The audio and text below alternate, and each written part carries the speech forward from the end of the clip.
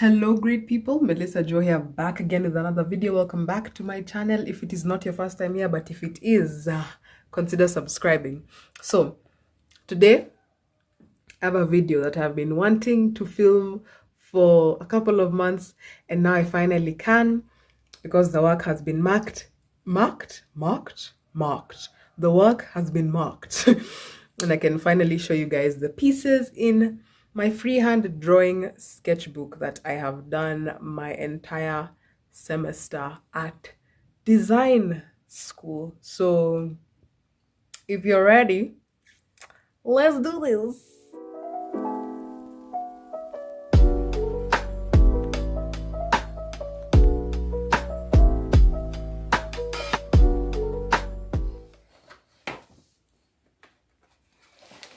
So this is page 1 of the sketchbook, and this was basically me sketching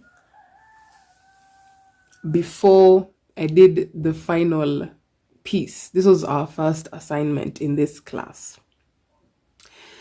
So yeah, these were just my random sketches. We had an image of Mutai Kagwe and George Magoha and Uhuru and some other people in the background, and we were supposed to bring out their characteristics or their personalities through lines only. So I incorporated a bit of color. So with the pink on the lady, it was meant to represent her femininity. The black that I used on Magoha was supposed to represent his solid personality, his firmness, his boldness. Then the blue that I used on Uhuru and Mutai Kagwe was to represent, firmness with a touch of laxity. And that's what I've explained here with the colors.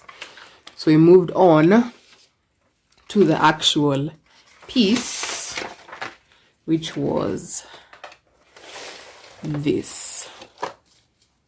So that's the piece. That's Magoha, that's Uhuru, that's Mutai Kagwe. This is the lady, and then I don't know if you can see these dotted lines, but these are the guys in the background. So yeah. Next page. Oh, this one. If you follow me on my art account on Instagram, you have seen a few of these. Actually, I believe you've seen this whole page on my Instagram. Pursuit_of purpose, do the necessary. So yeah, with this assignment we had 151 drawings to do based on the basic cylindrical, what are the shapes? There were cylinders, there was cubes and cuboids, I believe, and there were also spheres and ovoid shapes. So these are the items I drew from the cylindrical shape. So yeah, this was just a tube of paint, my usual Fevicryl tubes right there. Then this is a rolling pin, obviously. This is a jug of water. This is another jug. Then this is a water kettle. Then yeah, so in one of my vlogs, I think it was my weekend vlog, I was actually complaining that I have a lecturer that keeps changing assignments. Yeah, this is the assignment I was crying about because she hadn't made it clear that she wanted 5 of each item, like 5 drawings from each item, and I'd already started with the ones I've just shown you, so I ended up adding these. But I still got a good grade, in as much as I didn't follow all the instructions, but it was probably because I actually explained my situation prior to when the grading happened. So yeah. Then we moved on to furniture. Same assignment, same 151 pieces, but now furniture from cubes and cuboids. So yeah, we had to start with the basic cube and cuboid shapes and then develop furniture from those shapes. Same thing here. same thing at the top right here. Then this was objects from spheres and ovals. So this is a tennis ball from 1, 2, 3 spheres and ovals. These ones are not that clear actually. This is a piece of orange, an orange quarter. This is a donut. So it was 5 perspectives for each of them. This is a mouse. This is a soup ladle. And then this was classwork, basically learning how to shade spheres. Nothing new. Oh, snap. Why did I do that before? Ooh, dang. Okay. I ordered them badly, but it's okay. So this is now furniture from imagination. So the previous ones were objects from observation. Now these are the same things, but now from imagination. So I drew this lamp using cubes, cuboids from imagination. This stool as well. This table, this chair, this shelf. Now this was also cylindrical forms from imagination. So there's this vase or vase, depending on who your English teacher was. This is a cup. This is a water kettle. This is a lamp. This is a plate. This is what? A tire. Now these are the spherical and ovoid shapes or forms. This is a hoop earring. This is a bow for bow and arrow. All from circular and ovoid shapes. This is an umbrella. This is a lid for a sufuria or a whatever you want, man. And then this, my goodness, I think this was the most challenging assignment. We had to draw a tiger from the basic shapes that I've just talked about. The cube, cuboid, sphere, oval, and cylinder. Quite challenging. I lost a few marks in this assignment, but it's all right. It's all right. Then we moved on to assignment 4, where we were simply playing around with light sources and shading according to those light sources on the sphere. So 5 of each. So the first one was the sphere. Our light sources had to be east, west, southeast, southwest, and south. So for each of the objects. So we have that sphere right there. We have this one right here. Another one, light source from the south. And then we also had to do pyramids. Same direction of light sources.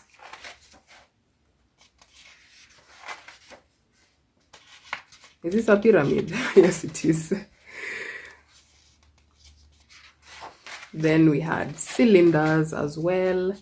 Same east, southeast, south, southwest, and west light sources.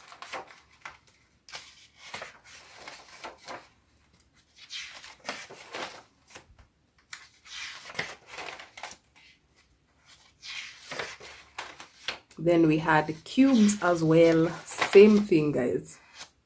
It was those shapes: cube, pyramid, cylinder, sphere, and the cone,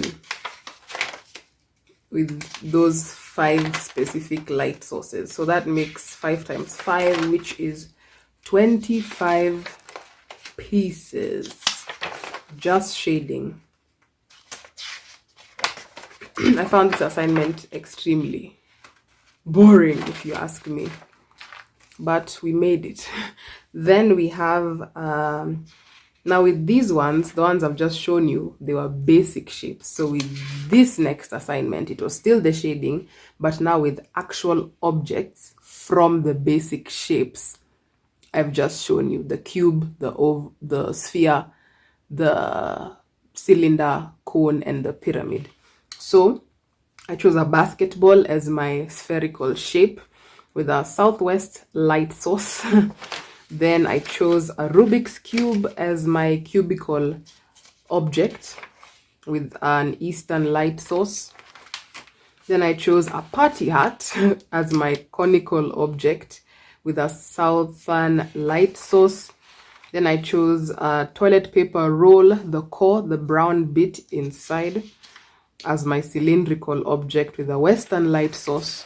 And then I chose a Tetra Pak of milk as my pyramid object with a Southeastern light source. All about shading, all about shading. So with this next assignment, also another very challenging one, the aim was to basically bring out textures in different objects. So this is a seat cover. You've seen it in the studio before. I will show you an image of it on the side right around here, and you can compare and contrast. So I was just basically bringing out that textured fabric of that seat. This is a paintbrush, bringing out the texture of the hairs on the brush. This is an avocado, bringing out its texture with the scribble shading technique. Then this is a block of wood. I was bringing out its texture with a continuous texture. Then this is my favorite, guys. I even posted this on my Insta story on my art account, and I was like, this looks like it could be in a biology textbook. But this is a pumpkin. I brought out its texture using the line and dot texture. Next is what assignment? I don't remember what this assignment was about. Oh, so with this, I've just shown you the shading and I've shown you the textures. So with this one, we're combining the two. So we're shading underneath and then adding texture on top. So using different random textures, just playing around with them. So yeah, this is my cylinder. And I used the scribbling texture here. I used loops here. I used broad arcs here. This one is actually really dope. I like this texture. 3 of each of our basic shapes. Then this pyramid, I used cross hatching here. I used ripples here, and I used the rhythmic texture here. I hope this is clear on camera. If not, I will take pictures and insert them on the screen. Then the cone, I used lines and dots here. I used diagonal textures here, and I used a broken texture here, basically. With the cube, I used dashes here. I used directional texture here. This was really interesting, by the way. And I used a sharp texture here.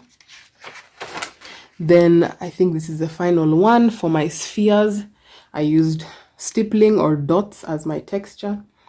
And then with this one, I used the continuous texture that I used on the wooden block. And then here I used a ragged texture. Light sources, very crucial, together with the shadows that they create. Next, I remember this is what made me lose marks in this assignment, this onion. But yeah, with this, what was the aim of this assignment? Do I even remember? I think now we were to use actual objects with texture. I don't know. But yeah, I used the continuous texture I used on the wood on this onion. Not a very good job here. This was a metal bar of I do not know what. I started Googling pictures at some point instead of using actual references because I ran out of objects. So yeah, this was the directional texture.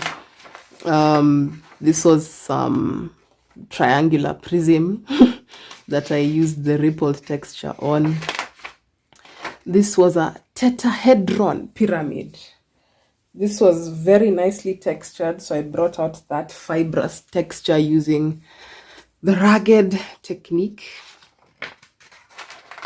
And then this is an ice cream cone, brought out that typical texture for ice cream cones. Not those are 50 bob. See, ice creams are 50 bob. You know those cones for like gelato? Bas. Brought out that texture with the cross hatching. Then our first color assignment, we were to do color washes under objects from cylindrical shapes, which we had shaded. So drew a not cylinder, a sphere. Drew a sphere, formed the apple from it, did a shade underneath, a little bit of texture as well, and then did a color wash on top and added a shadow accordingly. Then same thing with the watermelon, drew a sphere, brought in the watermelon, shaded underneath, added texture where necessary, and then did a color wash. Then we moved on to playing around with perspective, and this was just classwork where she brought a random cube and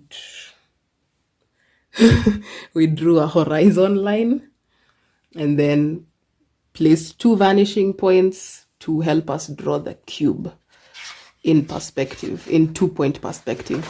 So after that, the assignments were to draw 2 chairs. This was the first one with the same technique, 2-point perspective.